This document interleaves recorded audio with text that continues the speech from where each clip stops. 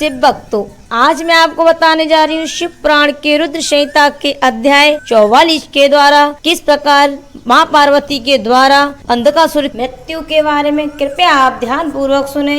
एक दिन अंधकासुर अपने भाइयों के साथ बाहर घूमने के लिए गया।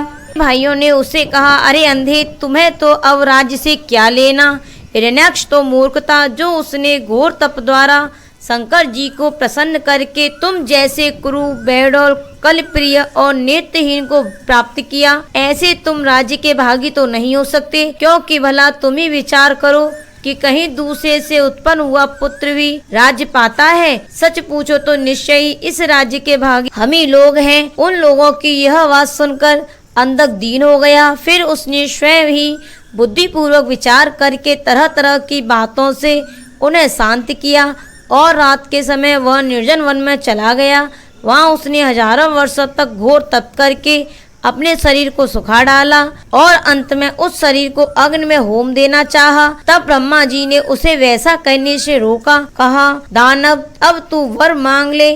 सारे संसार में जिस दुर्लभ वस्तु को प्राप्त करने की तेरी अभिलाषा हो, उसे तू मुझसे ले ले। ब्रह्मा के ऐसे वचन सुनकर वह दैत्य दीनता एवं नम्रता पूर्वक कहने लगा, जिन लोगों ने मेरा राज्य छीन लिया है वे सब दैत्य आदि मेरे भक्त हो जाएं। मुझ अंधे को दिव्य चक्षु प्राप्त हो जाए। इंद्र आदि देवता मुझे कर दिया करें और देवता, दैत्य, गंधर्व, यक्ष, नाग, मनुष्य, दैत्यों के शत्रु नारायण, सर्वमय शंकर तथा अनन्याय किन्हीं ही भी प्राणियों से मेरी मृत्यु न हो। उसके उस अत्यंत दारुण वचन को सुनकर ब्रह्मा जी संकित हो उठे और उससे बोले। ब्रह्मा जी ने कहा, हे दैत्येंद्र, ये सारी बातें तो हो जाएंगी, किंतु तू अपने विनाश का कोई कारण तो भी स्वीकार कर ले, क्योंकि जगत में कोई ऐसा प्राणी न हुआ है और न आगे होगा ही जो काल के गाल में न गया हो। फिर तुझ जैसे सत्पुरुषों को तो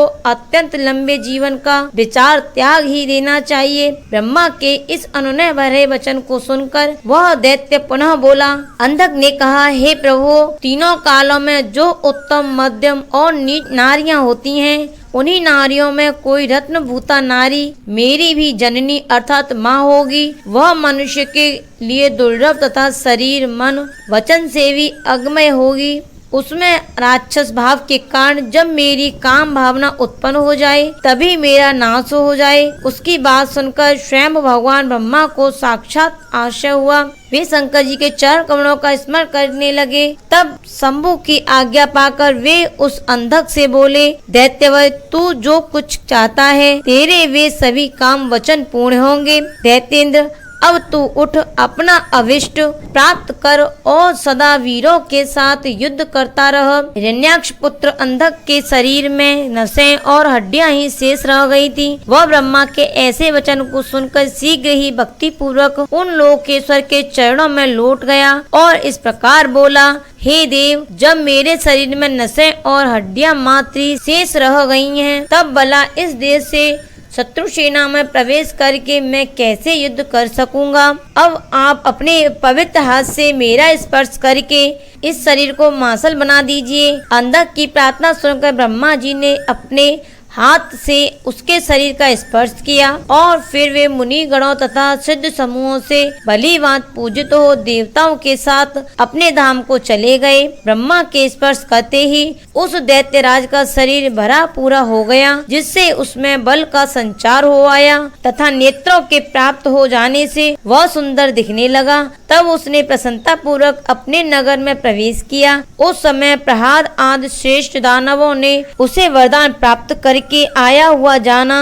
तब वे सारा राज्य उसे समर्पित करके उसके वशवर्ती भृत्य हो गए। अंधक सेना और भृत्य वर्ग को साथ ले स्वर्ग को जीतने के लिए गया। वहाँ संग्राम में समस्त देवताओं को पराजित करके उसने वज्रधारी इंद्र को अपना करद बना दिया। पर्णों, श्रेष्ठ राक्षसों, दानवों, यक्षों, मनुष्यों, बड़े बड़े पर्वतों, वृक्षों और सिंह आदि समस्त चौपायों को भी जीत लिया। यहाँ तक कि उसने चराचर त्रिलोकी को भी अपने वश में कर लिया। वह रसातल में भूतल तथा स्वर्ग में जितनी रूप वाली नारियां थीं, उनमें से हजारों को तो अत्यंत दर्शनीय तथा अपने अनुकूल थीं।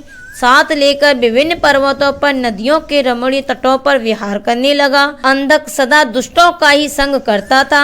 उसकी बुद्धि मद से अंधी हो गई थी, जिससे उस मूढ़ को इसका कुछ भी ज्ञान नहीं रह गया कि परलोक में आत्मा को सुख देने वाला भी कोई कर्म करना चाहिए। इस प्रकार वह दैत्य उन्मत्त हो अपने सारे प्रधान पुत्रों को कुत्रक्रवाद से पराजित करके दैत्यों सहित संपूर्ण वैदिक धर्मों का विनाश करता हुआ विचरने लगा। वह धन के मद से अभिभूत हो वेद, देवता, ब्राह्मण और गुरु आदि किसी को भी नहीं मानता था। अब उसकी आयु समाप्त हो चुकी थी, इसी से वह स्वेच्छाचार में प्रवृत्त हो व्यर्थ में ही अपनी आयु के शेष दिन गंवाता हुआ रमण कर रहा था।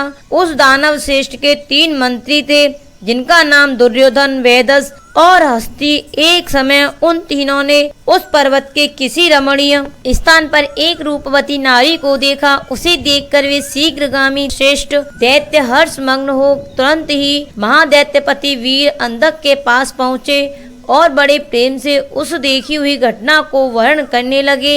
यहाँ एक गुफा के भीतर हमने एक मुनि को देखा है। ध्यान नष्ट होने के कारण उसके नेत्र बंद हैं। वह बड़ा रूपवान है। उसके मस्तक पर अर्धचंद्र की कला अपनी छटा बिखेर रही है और कमर में गजेंद्र की खाल बंधी हुई है। बड़े बड़े नाग उसके सारे शरीर में लिपटे हुए हैं। खोपड़ियों की माला ही जटाधारी का रूप है। और भी सब बातें बताकर और बोले, उस बैठे हुए तपस्वी के पार्श्व भाग में हमने एक शुभ लक्षणा संपन्ना नारी को भी देखा है। वह भूतल पर रत्न स्वरूपा है। उसका रूप बड़ा मनोरम है और तरुणी होने के नाते वह मन को मोह लेती है। मूंगे, मोती, स्वर्ण, रत्न और उत्तम वस्त्रों से वह सुसज्जित है। उसके गले में सुंदर सुंदर मालाएं लटक रही हैं। कहाँ तक कहें, वह इतनी सुंदरी है कि जिसने उसे एक बार देख लिया उसी का नेत्र धारण करना सफल है। वह दिव्य नारी पुण्य आत्मा मुनिवर महेश की मान्या एवं प्रियतमा भार्या है। आप तो उत्तोत्तम रत्नों का उपभोग करने वाले हैं। उसे यहाँ बुलवा कर देखिए, वह आपके भी देखने योग्य है। मंत्रियों के उस वचन को सुनकर दैत्यराज अंधक कामातुर हो उठा। उसके सारे शरीर में कंप सा छा गया। फिर तो उसने तुरंत ही दुर्योधन आदि उस मुनि के पास भेजा। मंत्रियों ने वहां जाकर मुनीश्वर प्रणाम करके उनसे अंधकासुर का संदेश कहा तथा बदले में शिवजी का उत्तर सुनकर वे लौटकर अंधक से बोले, आप तो संपूर्ण दैत्यों के स्वामी हैं, फिर भी उस महान पराक्रमी वीरवर तपस्वी मुनि ने अपनी बुद्धि से त्रिलोकी के तरण के समान समझकर हंसते हुए आपके लिए ऐसी बातें कही हैं। उस निशाचर का शौर्य और धैर्य अस्थिर है। वह दानव कृपण, सत्वहीन, क्रूर, कृतघ्न और सदा ही पाप कर्म करने वाला है। क्या उसे सूर्यपुत्र यम का भय नहीं है? कहाँ तो मेरे दारुण शस्त्र मृत्यु को भी स्वतंत्र कर देने वाला युद्ध, और कहाँ वह बानर का सा मुख वाला डरपोक निशाचर जिसके सारे अंग बुढ़ापे से जर्जर हो गए हैं। कहाँ मेरा यह स्वरूप, और कहाँ तेरी मंद भाग्यता। तेरी सेना भी तो नहीं के बराबर है। फिर भी यदि तुझ में कुछ सामर्थ्य हो तो युद्ध के लिए तैयार हो जा और आकर कुछ अपनी करतूत दिखा। मेरे पास तुझ जैसे पापियों का विनाश करने वाला वज्र शरीर का भयंकर शस्त्र है, और तेरा शरीर तो कमल के समान कोमल है। ऐसी दशा में विचार करके तुझे जो रुचिकर प्रतीत हो वह कर। मंत्रियों की बात सुनकर माता पार्वती पर मोहित हुआ वह कामांध राक्षस विशाल सेना लेकर चल दिया और वहां पहुंचकर नंदीश्वर से युद्ध करने लगा। बड़ा भयानक युद्ध हुआ। फिर उस समय युद्ध स्थल में चर्बी, मज्जा, मांस और रक्त की कीच सी मच गई। वहां सिर कटे हुए धड़ नाच रहे थे और कच्चा मांस खाने वाले जानवर चारों ओर व्याप्त हो गए थे, जिससे वह बड़ा भयंकर लग रहा था। थोड़ी ही देर में दैत्य भाग गए। तब पिनाकधारी भगवान शिव दक्ष कन्या सती को भली भांति धीरज बताते हुए बोले, प्रिय, मैंने जो पहले अत्यंत भयंकर महान पाशुपत व्रत का अनुष्ठान किया था, उसमें रात दिन तुम्हारे प्रसंगवश जो हमारी सेना का विनाश हुआ है, यह विघ्न सा आ पड़ा है। इतना कहकर उग्र प्रभावशाली महात्मा शंकर धीरे से अपना सिंगा बजाकर एक अत्यंत भयंकर पावन वन में चले गए। वहाँ 1000 वर्षों के लिए पाशुपत व्रत के अनुष्ठान में तत्पर हो गए। इस व्रत का निभाना देवों और असुरों की शक्ति के बाहर है। इधर शील गुण से संपन्न पतिव्रता देवी पार्वती मंदराचल पर ही रहकर शिवजी के आगमन की प्रतीक्षा करती रही। पुत्र स्थानीय वीरगण उनकी सुरक्षा में तत्पर थे। उस गुहा के भीतर अकेली रहने के कारण वे सदा भयभीत रहती थी, जिससे उन्हें बड़ा दुख होता था। इसी बीच वरदान के प्रभाव से उन्मत्त हुआ वह दैत्य अंधक, जिसका धैर्य कामदेव के बाणों से छिन्न भिन्न हो गया था, अपने मुख्य योद्धाओं को साथ ले पुनः उस गुफा पर चढ़ाया। वहाँ सैनिकों सहित उसने वीरगण के साथ अत्यंत अद्भुत युद्ध किया। उस समय सभी वीरों ने अन्न, जल और नींद का परित्याग कर दिया था। इस प्रकार वह युद्ध लगातार 505 दिन रात तक चलता रहा। अंत में दैत्यों की भुजाओं से छूटे हुए आयुधों के प्रहार से नंदीश्वर का शरीर घायल हो गया, जिससे वे गुहा द्वार पर ही गिर पड़े और मूर्छित हो गए। उनके गिरने से गुहा का सारा दरवाजा ही ढक गया, जिससे उसका खोला जाना असंभव था। फिर दैत्यों ने 2 ही घड़ी में सारे वीरगणों को अपने अस्त्र समूहों से आच्छादित कर दिया। तब पार्वती ने भगवान विष्णु और ब्रह्मा जी का स्मरण किया। स्मरण करते ही ब्रह्माणी, नारायणी, ऐन्द्री, वैश्वानरी, याम्या, नेत्री, वारुणी, वायवी, कौवेरी, यक्षेश्वरी, गारुणी आदि देवियों के रूप में समस्त देवता यक्ष, सिद्ध, गुहक आदि शास्त्रों से सुसज्जित होकर अपने अपने वाहनों पर सवार हो पार्वती के पास आ पहुँचे और राक्षसों के साथ भिड़ गए। कुछ समय बाद भगवान शिव भी आ गए। फिर तो घोर युद्ध हुआ। शुक्राचार्य को भी संजीवनी विद्या के द्वारा दैत्यों को भी जीवित करते देखकर भूतनाथ शिवजी उनको निगल गए। इससे दैत्य ढीले पड़ गए। अंधक महान पराक्रमी वीर और त्रिपुंता शिव के समान ही बुद्धिमान था। सैकड़ों वरदान मिलने के कारण वह उन्माद वशीभूत हो रहा था। भगवान विष्णु ने प्रथम नाथ शिव को बुलाकर योग बल से एक ऐसा अजय स्थिर रूप धारण किया, जिसका मुख विकृत और रूप विकराल और कंकाल मात्र था। वह स्त्री रूप शंभु के कान से निकला था। जब उन देवी ने रणभूमि में उपस्थित हो अपने युगल चरणों की पृथ्वी को अलंकृत किया, तब सभी देवता उनकी स्तुति करने लगे। तत्पश्चात भगवान ने उनकी बुद्धि को प्रेरित किया।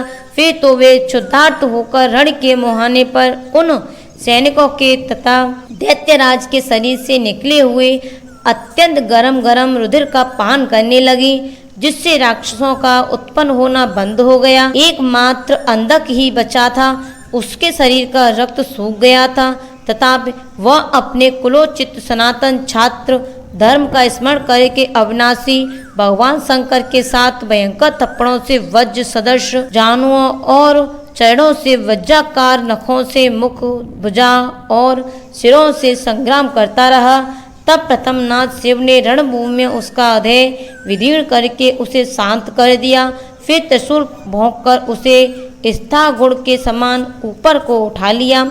उसका जर्जर शरीर नीचे को लटक रहा था। सूर्य की किरणों ने उसे सुखा दिया। पवन के झोंके से युक्त मेघों ने मूसलाधार जल वर्षा कर उसे गीला कर दिया। हिमखंड के समान शीतल चंद्रमा की किरणों ने उसे विशीर्ण कर दिया। फिर भी उस दैत्यराज ने अपने प्राणों का परित्याग नहीं किया। उन्होंने विशेष रूप से शिवजी का स्तवन किया। तब करुणा के आघात सागर शंभु प्रसन्न हो गए और उन्होंने उसे प्रेम पूर्वक गणाध्यक्ष का पद प्रदान कर दिया। युद्ध के समाप्त हो जाने पर लोकपालों ने नाना प्रकार के सार गर्भित स्रोतों द्वारा विधि पूर्वक शिव जी की अर्चना की और हर्षित हुए ब्रह्मा विष्णु आदि देवों ने गर्दन झुकाकर उत्तोत्तम स्तुतियों द्वारा उनका स्तवन किया। फिर जय जयकार करते हुए वे आनंद मनाने लगे। शिव जी उन सब को साथ लेकर आनंद पूर्वक गिरिराज की गुफा को लौट आए। वहां उन्होंने अपने ही अंशभूत पूजनीय देवताओं को नाना प्रकार की भेंट समर्पित करके उन्हें विदा किया और स्वयं प्रमुदित हुई गिरिराज